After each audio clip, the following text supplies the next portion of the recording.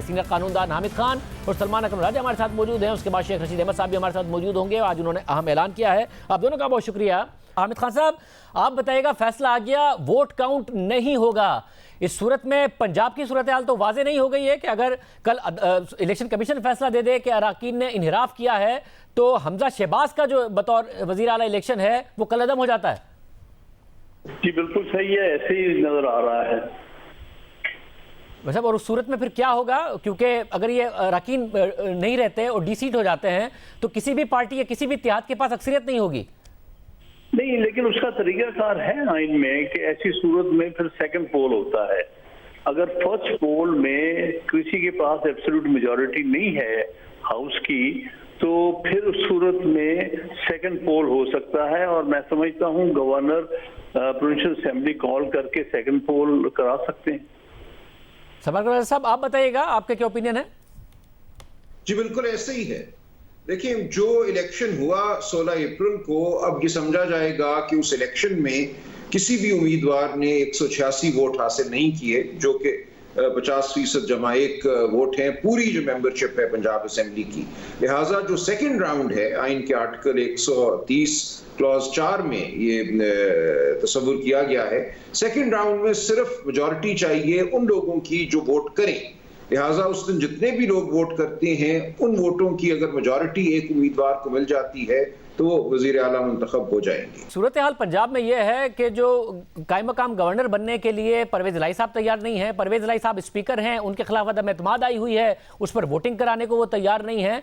और ऐसे में अचानक ये पता चलता है कि जी चीफ मिनिस्टर के लिए दोबारा वोटिंग होनी। क्या ये प्रोसेस हो सकता है या एक आईनी बहरान ही पैदा होता नजर आ रहा है? ये बहरान इस हद तक है कि जो असेंबली का सेशन है उसको समन करने के लिए गवर्नर की जरूरत है। और इस वक्त जो स्पीकर साहब हैं आइन की रूह से, उनको कायम मकाम गवर्नर के तौर पे काम करना चाहिए और वो इनकार कर रहे हैं। लिहाजा अमली तौर पर गवर्नर का जो ओहदा है वो इस वक्त खाली है। लिहाजा ये मामला फिर अदालत में जाएगा। मैं समझता हूँ अदालत को हुक्म देना होगा परवेज इलाही साहब को कि वो गवर्नर के तौर पे काम करें या वो इस्तीफा दे दें स्पीकर के ओहदे से, और डिप्टी स्पीकर जो हैं वो गवर्नर का जो रोल है वो अदा करें और ये खुद बतौर फरीक वजीर आला का इलेक्शन लड़े। तो ये मामला मुझे लगता है फिर अदालत में जाएगा। और हामिद खान साहब, अब कौमी असेंबली में तो जाहिर है जो मुनहरिफ अराकीन का मामला है वो भी इलेक्शन कमीशन ने तय कर दिया कि उन्होंने इन्हिराफ नहीं किया था। मगर अगर कल को शहबाज शरीफ साहब इत्तेहादियों की अक्सरियत खोते हैं तो तहरीक इंसाफ वैसे खुद तो रिजाइन कर गई है, उनके जो अराकीन मौजूद हैं क्या वो उन्हें वोट दे सकते हैं अगर एतमाद का वोट लेना चाहें, या आप नहीं दे सकते हैं इस जजमेंट के बाद? लेकिन वो खैर एक प्रिजम्पशन है कि कल को अगर फिर उनके खिलाफ वोट ऑफ नो कॉन्फिडेंस आए फिर ये सूरत हाल पैदा होगी ना। मतलब एतमाद का वोट लेने के लिए उन्हें सदर कह दें, अगर सदर कहे वोट, तो उसमें भी नेचुरली उसमें जो लोग इनके साथ नहीं है या अपोजिशन में अब हो गए हैं, जो पहले गवर्नमेंट में थे, वो तो वोट नहीं डाल सकेंगे ना सुप्रीम कोर्ट के ऑर्डर के मुताबिक। उन्हें फिर भी 172 वोट तो लेने पड़ेंगे वोट ऑफ कॉन्फिडेंस के लिए। सलमान साहब, अब ऐसी सूरत में जब पीटीआई खुद कह रही है कि हमने रिजाइन कर दिया है, मगर उनके कुछ अराकीन हैं जो पार्लियामेंट में मौजूद हैं जो कहते हैं कि नहीं जी हम हैं और हम अपोजिशन हैं, उनके ऊपर क्या लागू होगा इमरान खान साहब जो भी फैसला करेंगे अगर वोट ऑफ कॉन्फिडेंस लेने का कहते हैं सदर साहब? देखिए, फैसला जो है वो इमरान खान साहब ने या चेयरमैन ने नहीं करना होता, वो जो पार्लिमानी पार्टी का लीडर है उसने करना होता है। अब अगर इमरान खान साहब का मौक़िफ़ ये है कि वो कौमी असेंबली से इस्तीफ़ा दे चुके हैं तो फिर वो पार्लिमानी पार्टी के लीडर नहीं रहे। जो मेंबरान हैं इस वक्त पीटीआई के कौमी असेंबली में जो कहते हैं कि उन्होंने इस्तीफ़ा नहीं दिया, उनको अपना एक पार्लिमानी लीडर चुनना होगा और जो हिदायत मेजॉरिटी जो है पार्लिमानी पार्टी की वो देगी उस पर अमल करना होगा तमाम अराकीन को। हामिद खान साहब, ये आपके किस तरीके से देख रहे हैं सूरत हाल को? आपका क्या ओपिनियन है सूरत हाल पर कि इस वक्त जो पार्लिमानी पार्टी मौजूद है वो खुद फैसला कर सकती है अगर कल को एतमाद का वोट लेना पड़ जाए? क्योंकि तहरीक इंसाफ कह रही है कि सदर पाकिस्तान कभी भी एतमाद का वोट लेने के लिए कह सकते हैं और इत्तेहादी नहीं साथ खड़े होंगे हुकूमत के। जी देखिए ना, अगर तो वो साथ खड़े रहते हैं तो फिर तो वो पूरे वोट कर सकते हैं, उनके पास 172 से ज्यादा वोट हैं। लेकिन सवाल ये कि आया जो इस वक्त अपोजिशन अपने आप को कहते हैं, जिन्होंने रिजाइन नहीं किया और तो वो अपोजिशन की सीट्स ऑक्यूपाई करते हैं, अभी तक तो ये भी क्लैरिटी नहीं आ रही कि आया उनको अपोजिशन की सीट्स दी गई हैं कि नहीं दी गई। अगर उनको वाकई ही दी जाती है और वो अपोजिशन के तौर पर होते हैं वहां पर, तो फिर वो पार्लियामेंट्री पार्टी फॉर्म कर सकते हैं, वो ये तब हो सकता है।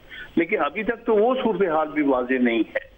और हाफिज खान साहब, आप जजमेंट को देख कैसे रहे हैं? एक अच्छा जजमेंट है कि ताहयात नाअहली का फैसला अदालत पर छोड़ दिया और वोट का कह दिया कि वो नहीं होगा, क्योंकि अगर कल को एक सिंपल मेजॉरिटी वाली हुकूमत आ जाए तो आपके ख्याल में उस प्राइम मिनिस्टर के खिलाफ अदम एतमाद हो सकेगा? फिर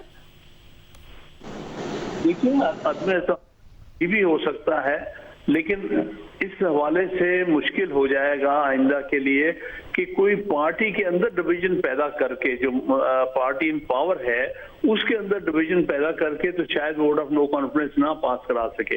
लेकिन जैसे कि सूरत हाल यहाँ हुई है कि गवर्नमेंट जो थी वो कोलिशन गवर्नमेंट थी, कोलिशन गवर्नमेंट में से जो इत्तेहादी थे वो अलग हो गए हुकूमती पार्टी से और वो अपोजिशन पार्टी के साथ मिल गए और वोट ऑफ नो कॉन्फिडेंस पास हो गया। ये सूरत हाल तो हमेशा हो सकती है, लेकिन अगर वाकई ही मेजॉरिटी पार्टी है एक, तो फिर उसके खिलाफ वोट ऑफ नो कॉन्फिडेंस पास करना मुश्किल हो जाएगा।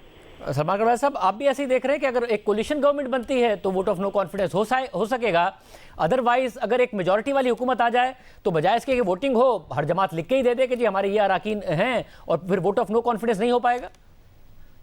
सिर्फ मैं एक इजाफा करूंगा, अगर एक ही जमात की अक्सरियती पार्टी है और अक्सरियती हुकूमत है तो फिर उस पार्लिमानी पार्टी, उस जमात की जो पार्लिमानी पार्टी है, उसकी अक्सरियत अगर अपने वजीर आजम के खिलाफ बगावत करती है तो उस सूरत में वो बगावत मौसर होगी।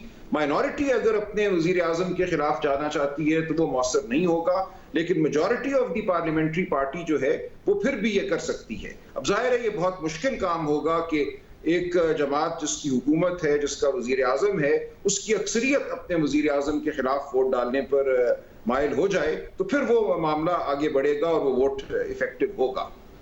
क्योंकि याद रखिए 63A में जो डायरेक्शन आनी है वो पार्टी चेयरमैन या पार्टी हेड की नहीं आनी, वो पार्लिमानी पार्टी की आनी है। और आज इलेक्शन कमीशन में PTI की तरफ से ये एतराफ किया गया कि पार्लिमानी पार्टी की जो हिदायत है वो पार्लिमानी पार्टी के मेंबरान की अक्सरियत की जो राय है वो होगी, और बज़ाहिर यही दुरुस्त सूरत हाल है। बहुत शुक्रिया। यहाँ आपको सदारती रेफरेंस का मुख्तसर पस मंजर भी बताते हैं। साबिक वज़ीर-ए-आज़म इमरान खान के खिलाफ तहरीक अदम एतमाद से कबल सुप्रीम कोर्ट में आर्टिकल 63A की तशरीह का मामला सबकी तवज्जो का मरकज़ बना रहा। रवां साल मार्च में तहरीक इंसाफ को जब यह पता चला कि उनकी जमात के कुछ अरकान कौमी असम्बली इस्लामाबाद में सिंध हाउस में मौजूद हैं और वज़ीर आज़म के खिलाफ तहरीक अदम एतमाद में वोट कास्ट करने का इरादा रखते हैं, तो साबिक वज़ीर-ए-आज़म इमरान खान समेत तहरीक इंसाफ की क़यादत ने इन मुनर्रिफ अरकान के खिलाफ सख्त बयानिया बनाया, उन पर पैसे लेकर वोट बेचने का इल्ज़ाम लगाया, उन्हें गद्दार और लोटा करार दिया और फिर उन्हें ताहयात नाअहली का खौफ दिलाकर तहरीक अदम एतमाद में वोट डालने से रोकने की कोशिश की गई। और इस हिकमत अमली के तहत सुप्रीम कोर्ट में आर्टिकल 63A की तशरीह से मुतालिक सदारती रेफरेंस दायर कर दिया गया, जिसमें अदालत से यह राय मांगी गई कि पार्टी लाइन की खिलाफ वर्जी करने वाले मुनर्रिफ रुकन का मुस्तकबिल क्या होगा, तहरीक अदम एतमाद में इसका वोट शुमार होगा या नहीं, और उसकी नाअहली की मुद्दत क्या होगी। सदारती रेफरेंस की समाअत के लिए चीफ जस्टिस उमर अता बंदियाल ने अपनी सरबराही में 5 रुकनी लार्जर बेंच तश्कील दे दिया और 24 मार्च को बाकायदा समाअत शुरू हुई। साबका हुकूमत का मुसलसल ये मौक़िफ़ रहा कि आर्टिकल 63A के तहत मुनर्रिफ अरकान ताहयात नाअहल हो जाते हैं और उनका वोट भी शुमार नहीं किया जाना चाहिए। अगर किसी को पार्टी से खिलाफ है तो उसे इस्तीफा देकर दोबारा इलेक्शन में जाना चाहिए। साबका हुकूमत ने अपनी सारी उम्मीदें सुप्रीम कोर्ट से वाबस्ता कर ली थी और तवक्को कर रही थी कि सदारती रेफरेंस पर सुप्रीम कोर्ट जल्द राय देगी और यह राय साबिक वज़ीर-ए-आज़म इमरान खान के खिलाफ तहरीक अदम एतमाद में रुकावट बन जाएगी। मगर सुप्रीम कोर्ट की राय आने से कबल ही तमाम हुकूमती इत्तेहादी अपोजिशन के साथ मिल गए और मुनर्रिफ अरकान के बगैर ही अपोजिशन के नंबर्स पूरे हो गए। और जब 10 अप्रैल को साबिक वज़ीर-ए-आज़म इमरान खान के खिलाफ तहरीक अदम एतमाद पर वोटिंग हुई तो PTI से ताल्लुक रखने वाले मुनर्रिफ अरकान को वोट डालने की जरूरत ही नहीं पड़ी और इसी बुनियाद पर 11 मई को इलेक्शन कमीशन ने तहरीक इंसाफ के अरकान कौमी असम्बली की नाअहली से मुतालिक रेफरेंसेस भी खारिज कर दिए थे। बहरहाल सुप्रीम कोर्ट ने आज राय देने से पहले सदारती रेफरेंस पर 20 समातें की। तकरीबन 2 महीने तक ये मामला ज़ेर समात रहा। साबिक अटॉर्नी जनरल खालिद जावेद खान के दलाइल से समात का आगाज़ हुआ, फिर मौजूदा अटॉर्नी जनरल अशतर औसाफ के दलाइल पर समात मुकम्मल हुई। खुद चीफ जस्टिस उमर अता बंदियाल, जिन्होंने आज मुनर्रिफ अरकान के वोट शुमार न करने की राय दी है, उनके 24 मार्च को रिमार्क सामने आए थे कि वोट डालकर शुमार ना किया जाना तौहीन आमेज है। ये तौहीन आमेज है कि एक रुकन वोट कास्ट करे और आप कहें ये वोट कास्ट नहीं होगा, वोट तो हर सूरत होगा। वोट काउंट होने के बाद देखा जाएगा कि उसके साथ क्या करना है।